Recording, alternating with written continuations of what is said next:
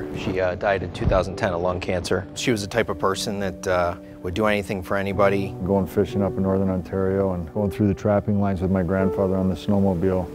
I was born in '65 and he passed in '67. It's hard because I wish I could have known him the way, you know, everyone knows their parents. Star athlete at St. Joe's and orthopedic surgeon, just a rock star of a brother. I miss him every day.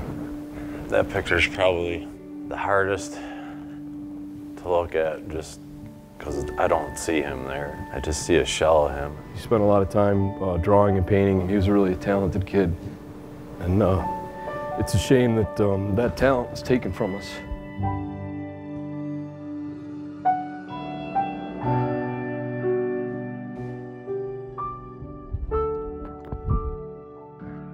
I had just met a guy named Mike Lezakowski. Mike and Amy Lezakowski are two of our dearest friends. Grew up with Mike, known Mike my whole life. Seeing my wife fight cancer through Roswell Park Cancer Institute. When she went through her battle and seeing the good work that the folks at Roswell did, we wanted to do something to give back, and we had an idea to do a charity hockey game.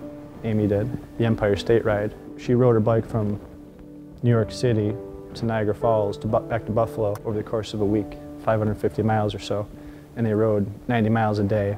That's when the idea came back. 11-Day Power Play is an incredible event. 11-Day Power Play is one continuous hockey game in an attempt to break the Guinness Book of Records for the longest hockey game played, which is about 10.6 days. We will be skating for roughly 250 plus hours. 2 teams of 20. Those teams are divided into 3 squads.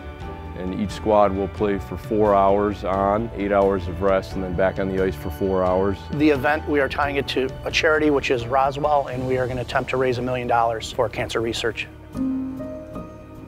Why? And I think it's because I have the ability to give back. I want to change the future, and I want to change the future with these 39 guys.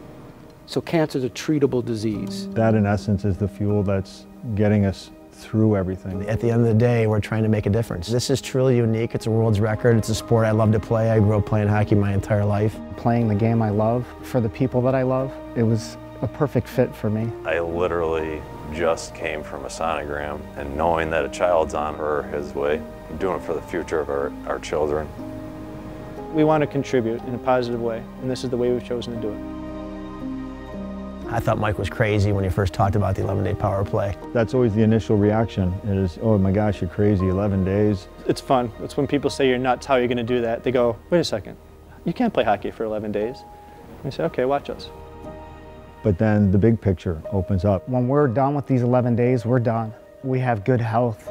There's a lot of people out there that would trade those 11 days and do this to get cancer out of their bodies. If Kirsten can handle 11 months of chemo and radiation, then I should probably be able to handle 11 days of hockey. When you talk about the cause, everything makes sense. All of a sudden, it's like it won't be that hard from you're crazy. So compared to what our family and friends have gone through, it's going to be pretty easy.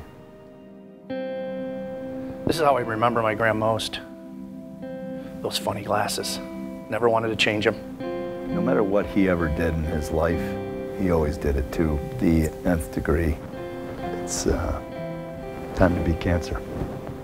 He was a big-time hockey fan, and he would have loved every minute of this. Incredibly happy to be a part of this group of guys that are so committed. I know he'd be proud. He'd definitely be proud.